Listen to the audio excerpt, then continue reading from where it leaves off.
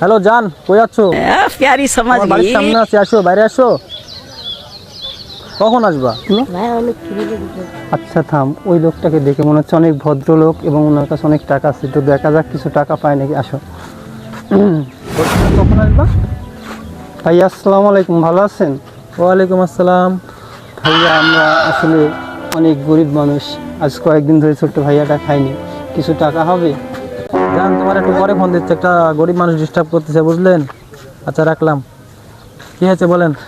ভাইয়া আসলে বলতে আমার অনেক কষ্ট হচ্ছে, কিন্তু আমার উপায় নেই, আমার সব কিছু শেষ। এই বাচ্চাটা 2 দিন ধরে খাইনি, কিছু টাকা হবে?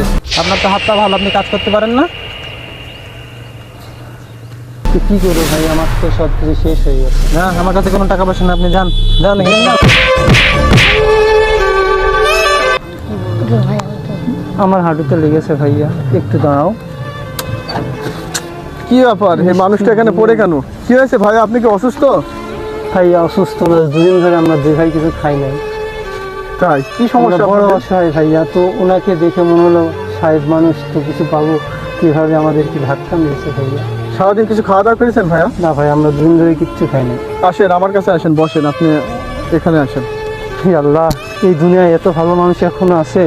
সারাদিন তো ভাড়া মারার পরিস্থিতি ভালো না, আমি 110 টাকা ভাড়া মেরেছি, তো আপনি 100 টাকা রাখেন ভাইয়া, কিছু কিনে খান।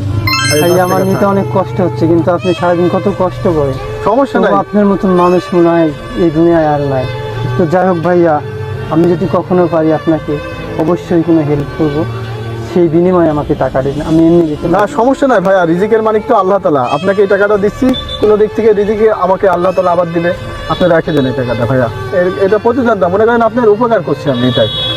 আচ্ছা ভাইয়া, অনেক বড় উপকার হলো, আমার এই ভাইয়াটা কিছু খাইনি, ওকে খাওয়াবো। আচ্ছা ঠিক আছে ভাইয়া, তো ভালো থাকবেন, আর কখনো মানুষ বুঝে মানুষের কাছে যাবেন। এই দুনিয়ার মানুষ খুব একটা ভালো না ভাইয়া, মানুষ বড় লোক হতে পারে কিন্তু তাদের মনটা খুব ছোট। তো ভালো থাকবেন ভাইয়া, দোয়া করি আল্লাহ আপনার ভালো কিছু করুন। আপনাকে ওই জন্য আজ বড় লোকরা গরিবদের মানুষ মনে করে না, মানুষ বুঝে মানুষের কাছে যাবেন, না হলে আমাদের মতন অবস্থা হবে। আর আপনাকে বলছি ভাইয়া, মানুষকে সম্মান করা শিখুন, গার্লফ্রেন্ডের চক্করে পড়ে মানুষকে কষ্ট দিও না। আল্লাহ হাফেজ, সবাই ভালো থাকবেন।